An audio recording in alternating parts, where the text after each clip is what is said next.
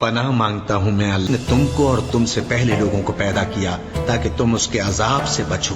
جس نے تمہارے لیے زمین کو بچھونا اور آسمان کو چھت بنایا اور آسمان سے مے برسا کر تمہارے کھانے کے لیے انواع و اقسام کے میوے پیدا کیے۔ بس کسی کو اللہ کا ہمسر نہ بناؤ، اور تم جانتے تو ہو۔ اور اگر تم کو اس کتاب میں جو ہم نے اپنے بندے پر نازل فرمائی ہے کچھ شک ہو تو اسی طرح کی ایک صورت تم بھی بنا لاؤ، اور اللہ کے سوا جو تمہارے معیار کی گئی ہے۔ اور جو لوگ ایمان لائے اور نیک عمل کرتے رہے ان کو خوشخبری سنا دو کہ ان کے لیے نعمت کے باغ ہیں جن کے نیچے نہریں بہہ رہی ہیں۔ جب انہیں ان میں سے کسی قسم کا میوہ کھانے کو دیا جائے گا تو کہیں گے یہ تو وہی ہے جو ہم کو پہلے دیا گیا تھا، اور ان کو ایک دوسرے کے ہم شکل میوے دیے جائیں گے، اور وہاں ان کے لیے باغ بیویاں ہوں گی، اور وہ بہشتوں میں ہمیشہ رہیں گے۔ اللہ اس بات سے آر نہیں کرتا کہ مچھر یا اس سے بڑھ کر کسی چیز مثلا مکھی، مکڑی وغیرہ کی مثال بیان فرمائے۔ اب جو مومن ہیں وہ یقین کرتے ہیں کہ وہ ان کے پروردگار کی طرف سے سچ ہے، اور جو کافر ہیں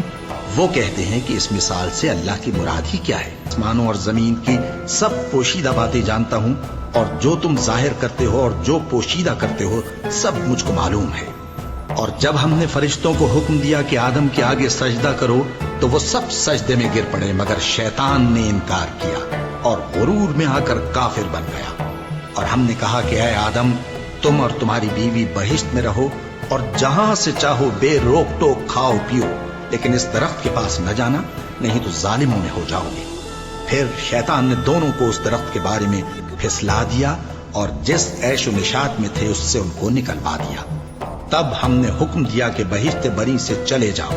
تم ایک دوسرے کے دشمن ہو، اور تمہارے لیے زمین میں ایک وقت تک ٹھکانہ اور معاش مقرر کر دیا گیا ہے۔ پھر آدم نے اپنے پروردگار سے کچھ کلمات سیکھے اور معافی مانگی تو اس نے ان کا قصور معاف کر دیا۔ بے شک وہ معاف کرنے والا ہے، بڑا مہربان ہے۔ ہم نے فرمایا کہ تم سب یہاں سے اتر جاؤ، جب تمہارے پاس میری طرف سے ہدایت پہنچے تو اس کی پیروی کرنا، کہ جنہوں نے میری ہدایت کی پیروی کی ان کو نہ کچھ خوف ہوگا اور نہ وہ غمناک ہوں گے، اور جنہوں نے اس کو قبول نہ کیا اور ہماری آیتوں کو جھٹلایا وہ دوزخ میں جانے والے ہیں اور وہ ہمیشہ اس میں رہیں گے۔ اے آل یعقوب، میرے وہ احسان یاد کرو جو میں نے تم پر کیے تھے، اور اس اقرار کو پورا کرو جو تم نے مجھ سے کیا تھا۔ میں اس اقرار کو پورا کروں گا جو میں نے تم سے کیا تھا، اور مجھی سے ڈرتے رہو۔ اور جو کتاب میں نے اپنے رسول محمد صلی اللہ علیہ وآلہ وسلم پر نازل کی ہے، جو تمہاری کتاب یعنی تورات کو سچا کہتی ہے، اس پر ایمان لاؤ اور اس سے منکر اول نہ بنو، اور میری آیتوں میں تحریف کر کے ان کے بدلے تھوڑی سی قیمت یعنی دنیاوی منفعت نہ حاصل کرو، اور مجھی سے خوف رکھو، اور حق کو باطل کے ساتھ نہ ملاؤ،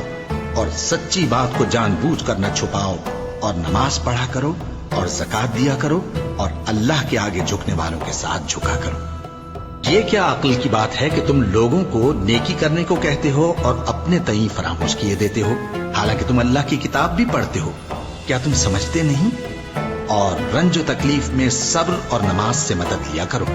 اور بے شک نماز گراں ہے مگر ان لوگوں پر گراں نہیں جو عجز کرنے والے ہیں، جو یقین کیے ہوئے ہیں کہ وہ اپنے پروردگار سے ملنے والے ہیں۔ ہر سے التجا کیجئے کہ وہ ہمیں یہ بتائے کہ وہ بیل کس طرح کا ہو۔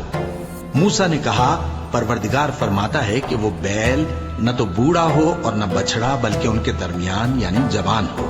سو جیسا تم کو حکم دیا گیا ہے ویسا کرو۔ انہوں نے کہا، اپنے پروردگار سے درخواست کیجئے کہ ہم کو یہ بھی بتا دے کہ اس کا رنگ کیسا ہو۔ موسیٰ نے کہا، پروردگار فرماتا ہے کہ اس کا رنگ گہرا زرد ہو کہ دیکھنے والوں کے دل کو خوش کر دیتا ہو۔ انہوں نے کہا، اب کے پروردگار سے پھر درخواست کیجئے کہ ہم کو بتا دے کہ وہ اور کس کس طرح کا ہو، کیونکہ بہت سے بیل ہمیں ایک دوسرے کے مشابہ معلوم ہوتے ہیں، اور اللہ نے چاہا تو ہمیں ٹھیک بات معلوم ہو جائے گی۔ موسیٰ نے کہا کہ اللہ فرماتا ہے کہ وہ بیل کام میں لگا ہوا نہ ہو، نہ تو زمین جوتتا ہو اور نہ کھیتی کو پانی دیتا ہو، بے عیب ہو، اس میں کسی طرح کا داغ نہ ہو۔ کہنے لگے، اب تم نے سب باتیں درست بتا دیں؟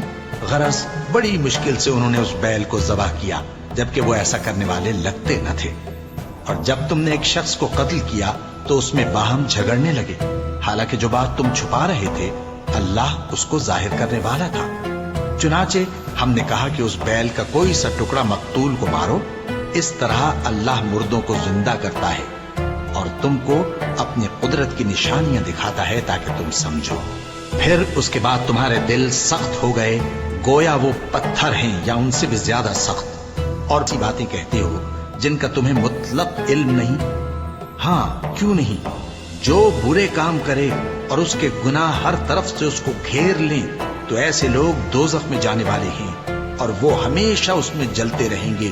اور جو ایمان لائیں اور نیک کام کریں وہ جنت کے مالک ہوں گے اور ہمیشہ اس میں عیش کرتے رہیں گے۔ اور جب ہم نے بنی اسرائیل سے عہد لیا کہ اللہ کے سوا کسی کی عبادت نہ کرنا اور ماں باپ اور رشتہ داروں اور یتیموں اور محتاجوں نہ نکالنا، تو تم نے اقرار کر لیا اور تم اس بات کو مانتے بھی ہو۔ پھر تم وہی ہو کہ اپنوں کو قتل بھی کر دیتے ہو اور اپنے میں سے بعض لوگوں پر گناہ اور ظلم سے چڑھائی کر کے انہیں وطن سے نکال بھی دیتے ہو، اور اگر وہ تمہارے پاس قید ہو کر آئیں تو بدلہ دے کر ان کو چھڑا بھی لیتے ہو، حالانکہ ان کا نکال دینا ہی تم پر حرام تھا۔ یہ کیا بات ہے کہ تم کتاب اللہ کے بعض احکام کو تو مانتے ہو اور بعض سے انکار کیے دیتے ہو؟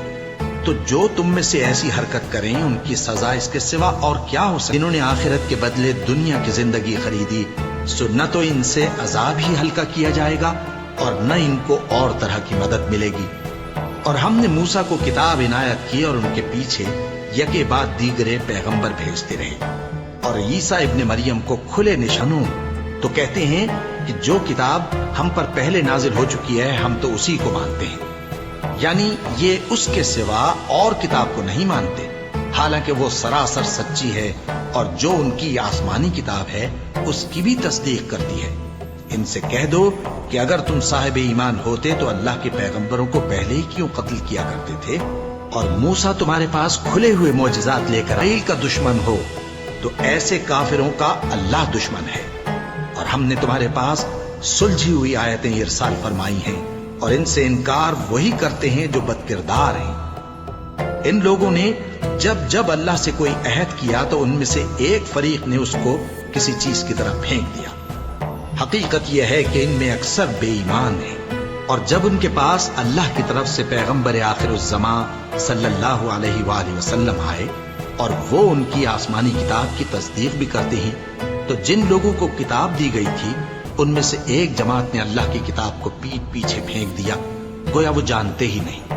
اور ان چیزوں کے پیچھے لگ گئے جو سلیمان کے عہد سلطنت میں شیاطین پڑھا کرتے تھے۔ اور سلیمان نے مطلق کفر کی بات نہیں کی بلکہ شیطان ہی کفر کرتے تھے کہ لوگوں کو جادو سکھاتے تھے، اور وہ یعنی بنی اسرائیل ان باتوں کے بھی پیچھے لگ گئے جو شہر بابل میں دو فرشتوں یعنی ہاروت اور ماروت پر اتری تھی، اور وہ دونوں کسی کو کچھ نہیں سکھاتے تھے جب تک یہ نہ کہہ دیتے ایسا نہیں۔ اور جس چیز